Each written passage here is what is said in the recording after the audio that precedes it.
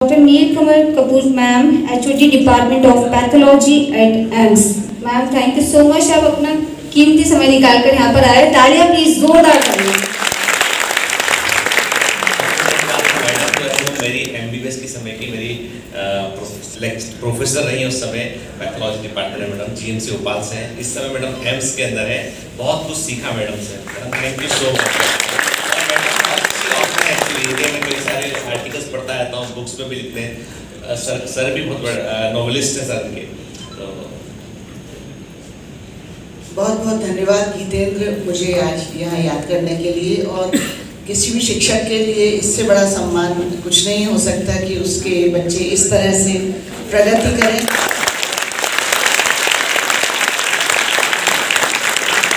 गौतम बुद्ध से लेकर के रविंद्रनाथ टैगोर जी ने कहा हुआ है, बुद्ध की बड़ी मशहूर उक्ति है, आप वो दीपो भव। तो यदि मेरे दीप से ये दीप जला और इस दीप से इतने दीप जल रहे हैं, तो इससे ज़्यादा हमारे देश के लिए, समाज के लिए और आप सबके लिए शुभ कुछ नहीं हो सकता।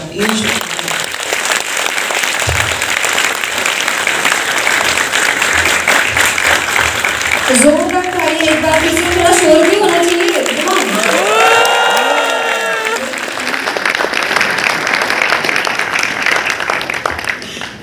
Thank you so much ma'am, आप यहाँ पर आए और आप कुछ हमारे बायोमेडिकल कमांडर्स से कुछ कहना चाहते हैं प्लीज। सबसे पहले बहुत बहुत धन्यवाद गीतेंद्र और गीतेंद्र की ताकत, मिसेस गीतेंद्र। एक महिला होने के नाते मैं जानती हूँ कि इस पीछे वाली ताकत के बिना आगे काम नहीं चलता।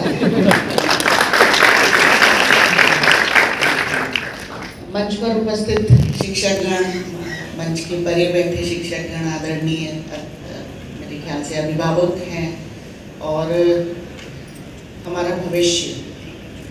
जब मैंने सोचा कि मैं भविष्य से कुछ बात कहने जा रही हूँ तो मैं क्या कह सकती हूँ। मैं तो अपने को, मैं हूँ, त्रिपाठी साहब हैं, हम तो शायद भूतकाल हैं, कुछ वर्तमान है, किंतु भविष्य से क्या कहना चाहिए मुझे, जो अब मेरे जैसे, जहाँ मैंने अपना कार्य क्षेत्र बना रखा है, यानी चिकित्सा महाविद्यालय तरह के, आज एम्स में हूँ, उससे पहले गांधी चिकित्सा महाविद्यालय में थी, एक चिकित्सा शिक्षक हूँ मूलतः। तो मैं आपसे क्या बात करूँ। तो मुझे लगा कि आप बहुत पढ़ने लिखने वाले, बहुत होनहार, बहुत समझदार बच्चे हैं, इसलिए आपने ये परीक्षा तो उत्तीर्ण कर ली, और ये समझदारी, ये पढ़ने की ललक और ये मानसिक उत्कृष्टता, बुद्धि, ये इसको आपने कसौटी पे खरा उतर के दिखा दिया। तो मुझे लगा मैं थोड़ा सा 2 मिनट ये बात करूं कि अब जब आपका सेशन शुरू होगा और आप उन दरवाज़ों के भीतर जाएंगे जो आपके मेडिकल कॉलेजेस के होंगे, चाहे ये चाहे कोई और हो, तो आपका अब किस चीज़ से परिचय होगा। सतही तौर पे कहूँ तो 13 विषय होते हैं मेडिकल के पास होने के लिए, एनाटॉमी फिजियोलॉजी से शुरू होकर के और मेडिसिन, गायनेकोलॉजी इत्यादि इत्यादि। लेकिन शुरुआती समय में आपका परिचय होगा एंग्जाइटी से। तो मुझे लगा उसके बारे में 2 बातें मुझे कहनी चाहिए। एंग्जाइटी क्यों? आप सब अचीवर्स हैं, लेकिन अभी अभी अपनी अपनी फील्ड में खेल रहे थे, अपनी क्लास के अचीवर्स थे। अब आप जहाँ पहुँचेंगे वहाँ भारत भर से या प्रदेशों भर से सब जगह के अचीवर्स आएंगे। तो अब जो कंपटीशन या कह लें या साथ बैठना होगा, वो हर व्यक्ति अपने क्षेत्र का नंबर 1 नंबर 2 बच्चा होगा। तो इसको इसी भावना से लेना है।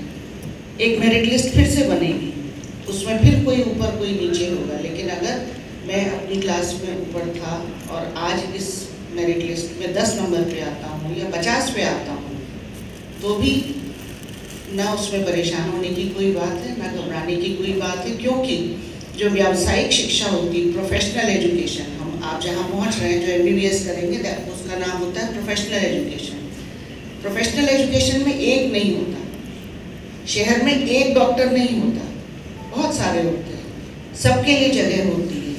तो इस एंग्जाइटी के भंवर में कभी नहीं फंसेंगे, ख़ास तौर से ये जो शुरू के 1-1.5 साल होते हैं, उसमें बहुत बच्चों को लगता है कि क्या मुझे क्या हो गया, मेरा दिमाग क्यों नहीं चल रहा।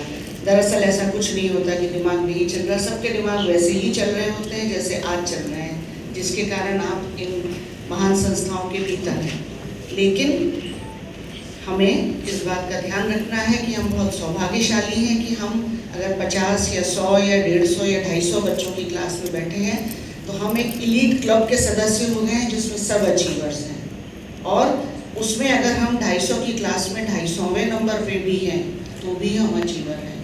इस बात को न भूलते हुए अपनी एंग्जाइटीज़, परेशानी पे ज़रूर संयम रखना है। और अगर ऐसा लगता है कभी भी कि संयम छूट रहा है तो हमेशा आगे बढ़ के अपने गुरुजन, अपने साथी, अपने माता पिता से बात करनी है। और यहीं पर मैं माता पिता से भी एक बात कहना चाहूँगी। मैं भी एक अभिभावक हूँ, हालांकि मेरे बच्चे बहुत बड़े हैं, लेकिन एक चिकित्सा शिक्षक होने के नाते मैंने ये कई बार देखा है और खुद भी मैं कह रही हूँ, मैं भी अभिभावक हूँ, कि अब तक हम अपने बच्चे के साथ दौड़ते हैं जब तक कि वो किसी व्यावसायिक शिक्षा में नहीं चला जाता। उसके बिल्कुल उसको एक यानी हथेलियों का घेरा बना के उसके बीच में रखते हैं। और जैसे ही वो व्यावसायिक शिक्षा के स्थल के अंदर जाता है हम भी बहुत रिलैक्स हो जाते हैं। एक अभिभावक भी बहुत रिलैक्स हो जाता है, उसको लगता है उसने अपने ज़िंदगी का मिशन पूरा कर लिया, चाहे वो आखिरी बच्चा हो या ओनली चाइल्ड हो तो, और चाहे उसके पीछे हमारे हाथ में दूसरे बच्चे हों हम जिनके साथ इसी भावना से लग जाते हैं उनका करियर बनाने में। लेकिन जो बच्चा बाहर 17 या 18 साल का था वो 24 घंटे में कॉलेज के अंदर जाकर के अचानक से 25 साल का नहीं हो जाता, वो तो 17-18 साल का रहता है। तो अभिभावकों को भी इस बात का ध्यान रखना है कि उनका बच्चा किसी तरह से एंग्शियस तो नहीं हो रहा है।